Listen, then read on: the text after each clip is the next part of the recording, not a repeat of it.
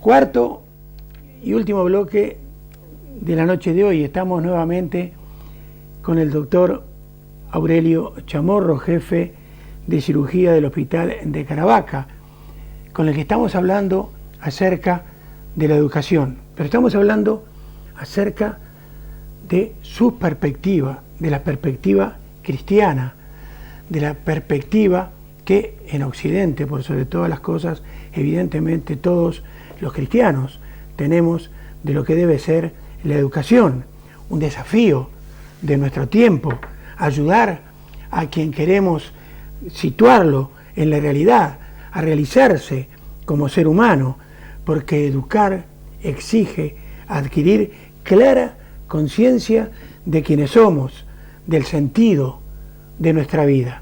Entonces, esa es la primera pregunta que le hacemos a nuestro amigo Aurelio.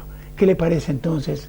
¿Qué es la educación desde el punto de vista de los cristianos? Pues efectivamente, es cierto que el ser humano, y quiero adelantar al principio que cuando hablo de ser humano, de hombre, no me refiero al varón, me refiero al ser humano varón y mujer, varón y hembra, ¿eh? Eso para que no haya ninguna duda a lo largo de la exposición. Pues el ser humano, siendo como es una persona con inteligencia y con voluntad libre, no puede alcanzar su meta si no se la propone como un objetivo personal. Y no es posible que se proponga una meta que no conoce. Por tanto, es esencial que como elemento decisivo en la educación ayudemos a esa persona a la que queremos ayudar, a nuestros hijos, a nuestros alumnos, a descubrir con bastante claridad su propia identidad. Es cierto que una planta, un animal, pues llevan un genoma que les permite desplegar su ser, solo condicionado por factores externos. Si el clima, la humedad, las condiciones son adecuadas, ese ser vivo despliega su ser, la semilla germina, va desplegándose hasta que acaba siendo aquello que está llamado a ser. Pero esto que ocurre en los seres vivos no libres, no ocurre en el ser vivo libre, no ocurre en el hombre, que es la única criatura visible que es dueña de su destino. Tiene en sus manos la propia realización o el propio fracaso vital, la frustración de sus expectativas de realización personal. Esto es que, Aurelio, usted estaba hablando y nosotros, en primer lugar, recordábamos el otro día ese pensamiento tan hermoso que nos dejó al terminar su alocución acerca de la libertad y acerca del dinero. La verdad que fue algo que durante la semana muchísima gente nos ha comentado porque caló muy hondo. Entonces, ahora cuando usted nos estaba hablando, se me ocurre preguntarle si es que en realidad no está clara entonces para usted, para los cristianos, la identidad del ser humano.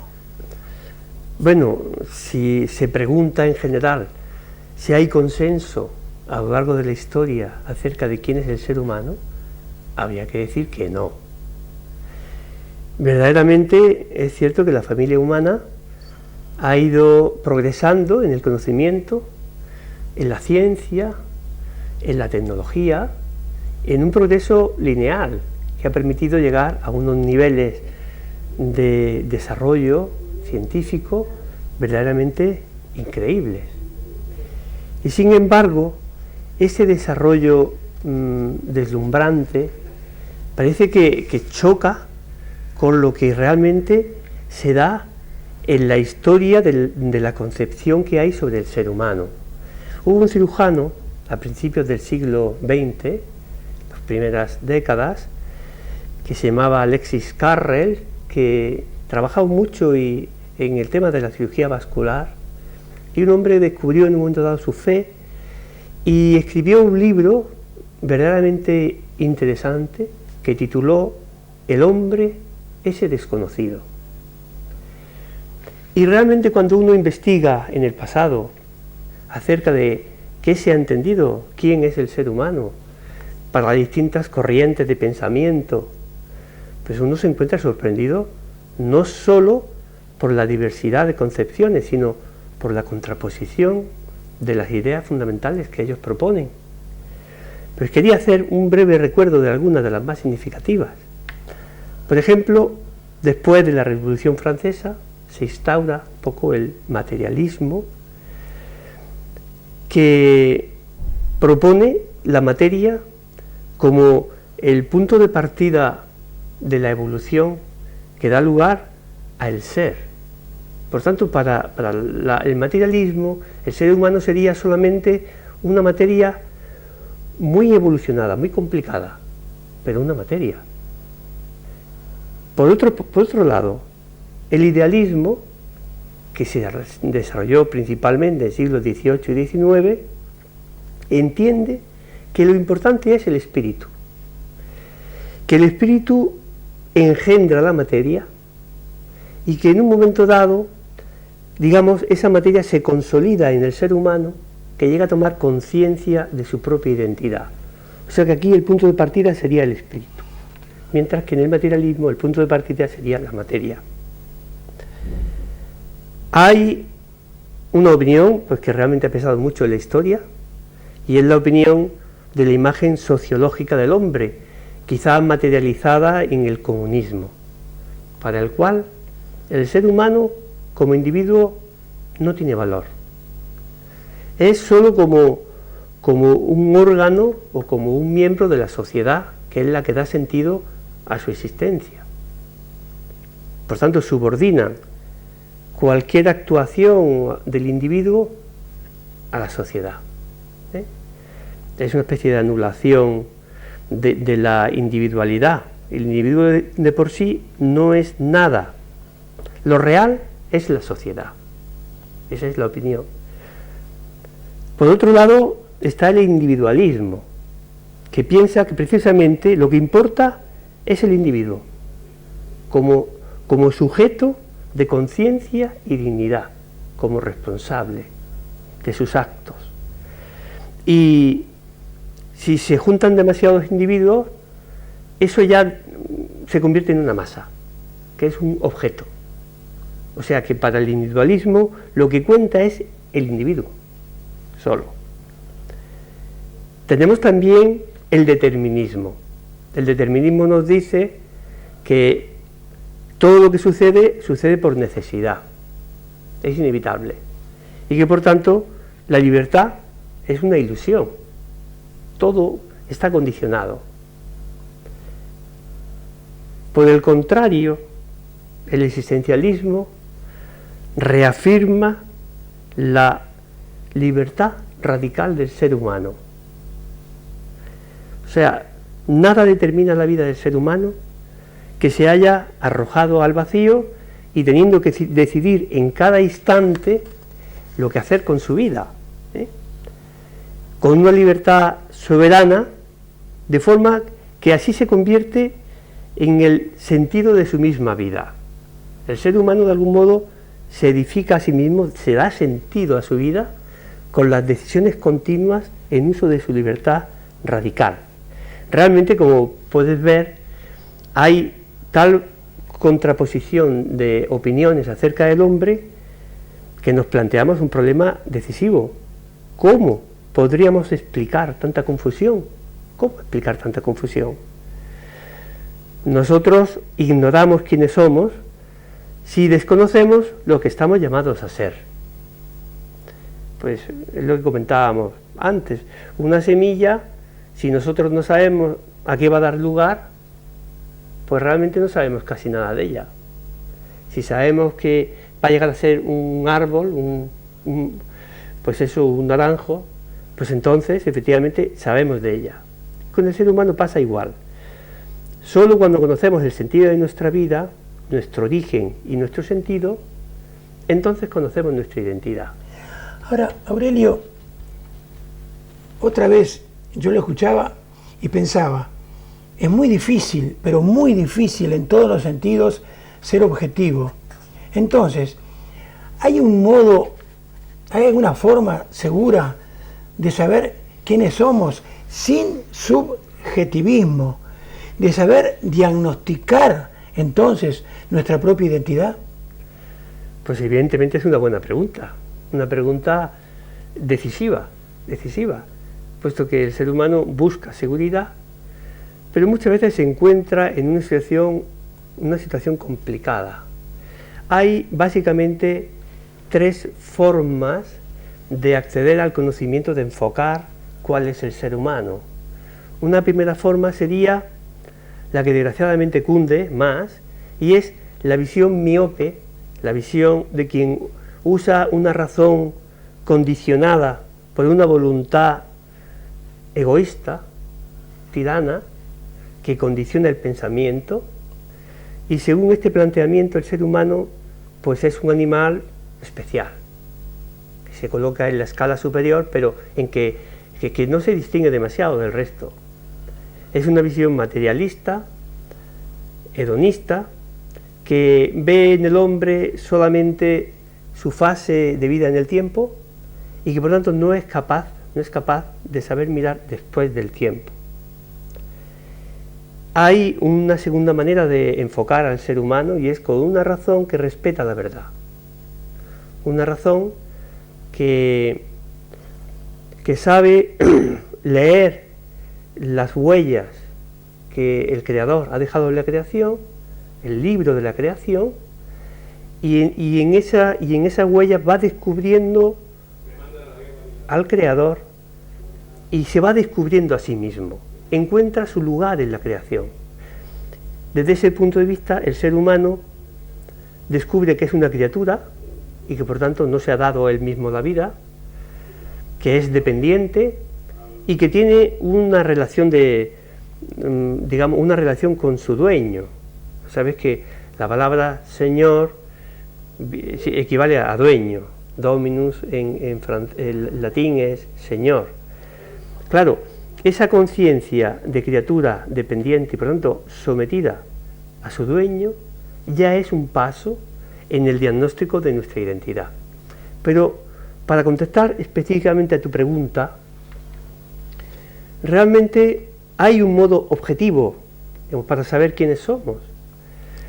Teóricamente se podría decir, el único modo objetivo es pues que nos lo dijera el mismo Creador, se podría decir, el único modo objetivo.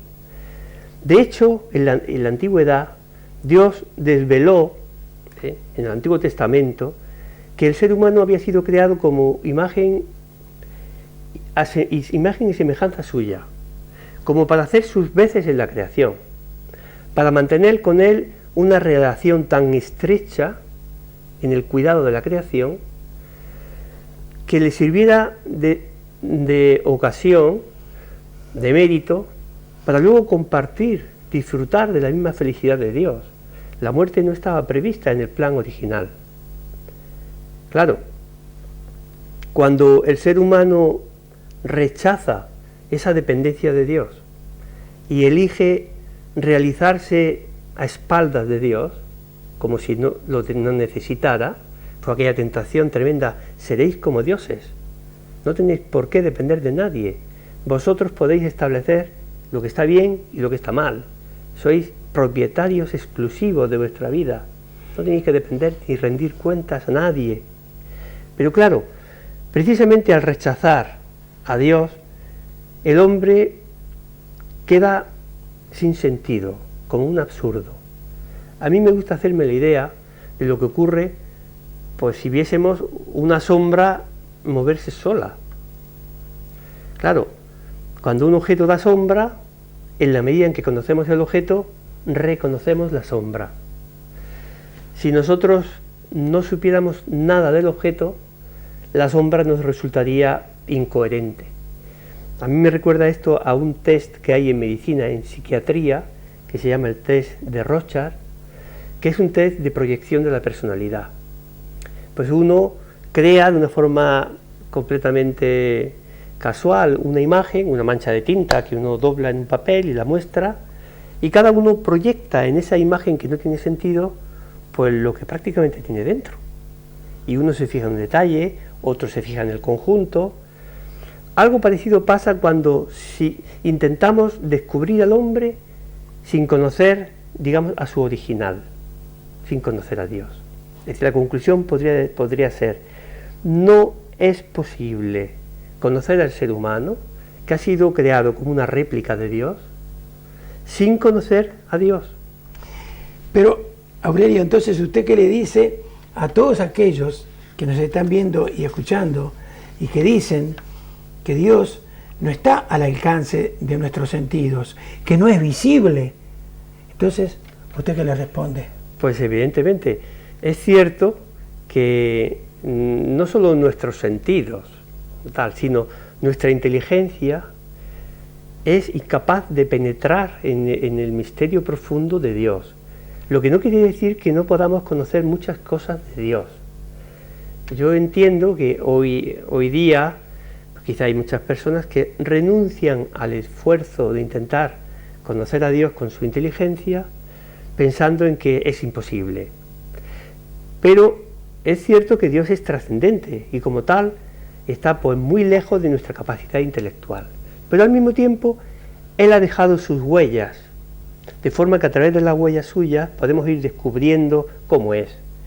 A mí hace unos días me mandaron un mensaje en el cual venía una serie de imágenes preciosas de la naturaleza y a mí rápidamente me hicieron pensar: qué ingenio de Dios, qué maravilla, ¿eh?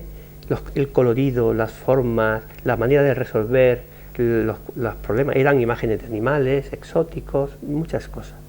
Bueno, es verdad que a través de las huellas que Dios ha dejado al crear podemos conocerlo, pero claro, hay un acontecimiento decisivo, y es que en un momento dado de la historia de la humanidad Dios ha querido establecer una comunicación mucho más directa.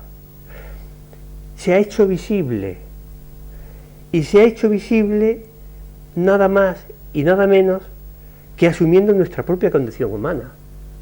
Esto prácticamente podría ser impensable cuando uno se para un poco con un poquito de sentido común a pensar en la posibilidad de que el mismo Creador se haga visible como ser humano. Parece que rompe los esquemas. Y sin embargo es una realidad, y esa realidad explica lo que decíamos antes, que el ser humano ha sido creado a imagen de Dios, es decir, que Dios cabe en el ser humano. ¿Por qué cabe? Porque lo había diseñado a su medida, a su imagen y a su medida. ¿Qué quiere decir? Que cuando Dios debuta como ser humano en la historia, no solamente se da a conocer Él, sino que además descubre al ser humano su propia identidad. Este es el secreto para conocer la identidad del ser humano. Conociendo a ese hombre perfecto que es Dios, descubrimos la verdadera magnitud, la dignidad inmensa que corresponde al ser humano. Sí. Entonces, Aurelio, si yo no lo malinterpreto, en la educación de nuestros hijos, de nuestras hijas, nuestra obligación, diríamos, por adjetivizar de alguna manera, es divinizarlos para que lleguen a mancomunarse con Dios en una sola persona. ¿Esa es su visión cristiana entonces de la educación de los hijos? Ciertamente, este es el núcleo del mensaje cristiano. Es decir, cuando se descubre la identidad del ser humano como alguien llamado a establecer una relación de amistad íntima con Dios, y no solo de amistad, sino de adopción.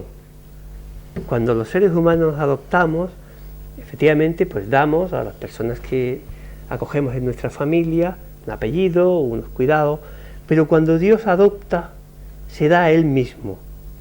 Y por tanto, la vocación divina del ser humano es entrar a formar parte de la intimidad de Dios. Esto es, digamos, si no fuera porque es verdad, sería impensable. Pero es cierto, y la única manera posible de establecer esta unión de vida con el mismo Dios es haciéndonos uno con Jesucristo resucitado que nos da a compartir su vida. Nos dice, quien me come tiene vida eterna. Cuando nosotros nos unimos a Jesús en la Eucaristía, nos hacemos uno con Él. Su Espíritu se hace cargo de nuestra vida, nos diviniza y nos da, al mismo tiempo que la vida temporal que ya llevamos, nos permite vivir una vida que ya es eterna. No cuando nos muramos, sino ahora. Y por tanto es una vida que ya está desligada del tiempo y del espacio, que nos hace pasar por el tiempo, y esto es muy importante, como de paso. Las personas que no saben mirar más allá del tiempo, pues confunden este tiempo, esta peregrinación de la vida, pues con su meta, y tratan de alcanzar la máxima felicidad en el paso del tiempo. Pero nosotros sabemos que en realidad este es un periodo de prueba, es un periodo en el cual tenemos que establecer, cumplir la tarea específica que Dios nos encomienda, que es fundamentalmente amar. Y aquí quería hacer una observación, porque claro, cuando hablamos del amor, entendemos un poco lo que cunde en el ambiente, como un conjunto de sentimientos que pueden ser más o menos pasajeros, pero el amor no es así. El amor propiamente hablando es como una moneda que tiene dos caras. Por un lado, conocido algo, lo vemos valioso y nos sentimos atraídos por él. Y por otro lado, esa atracción nos mueve a ponernos al servicio de la realización de esa persona o de ese objeto, poniendo a su servicio de una manera incondicional todo lo que tenemos y somos. Claro, solo ese tipo de amor hace posible que el ser humano se desarrolle a sí mismo, se haga perfecto. Claro, lo que pasa es que en la situación real en la que vivimos nos parece que ese tipo de amor parece utópico. ¿Cómo una persona puede amar de esa manera a lo divino, como ama a Dios, sin condiciones y sin medida? Y aquí enlazo con lo que he dicho antes. La única manera posible de amar como ama a Dios, que es el único modo de realizarnos como seres humanos, es vivir de su mismo espíritu. Muy bien. Aurelio, se nos terminó el tiempo por hoy. Muchas gracias. Lo vamos a seguir la semana que viene, porque es un tema muy importante. Y a ustedes, decirles lo que nosotros les hemos dicho por activa y por pasiva muchísimas veces. Este programa no hace proselitismo, ni del tipo político, ni de tipo social, ni deportivo, ni religioso. Este programa trae invitados que dan su punto de vista, estén ustedes o quien presenta de acuerdo o no. Pero por ejemplo, en el caso del doctor Aurelio Chamorro, como se les digo siempre, estarán totalmente de acuerdo conmigo en que es un ser muy especial. Y nosotros, precisamente, en el correr de la semana, estuvimos tratando de identificarlo, de buscar su identidad de alguna manera. ¿Y saben una cosa? Encontramos un poema muy cortito de José Martí, un poeta cubano que vivió y murió allá en el siglo XIX, nació en 1853 y murió en 1895, y él pintó a nuestro amigo Aurelio en un poema muy cortito que quiero que ustedes y el mismo Aurelio escuchen. Cultivo una rosa blanca en junio como en enero, para el amigo sincero que me da su mano franca, y para el cruel que me arranca el corazón con que vivo, cardo ni ortiga cultivo una rosa blanca. Hasta la semana que viene.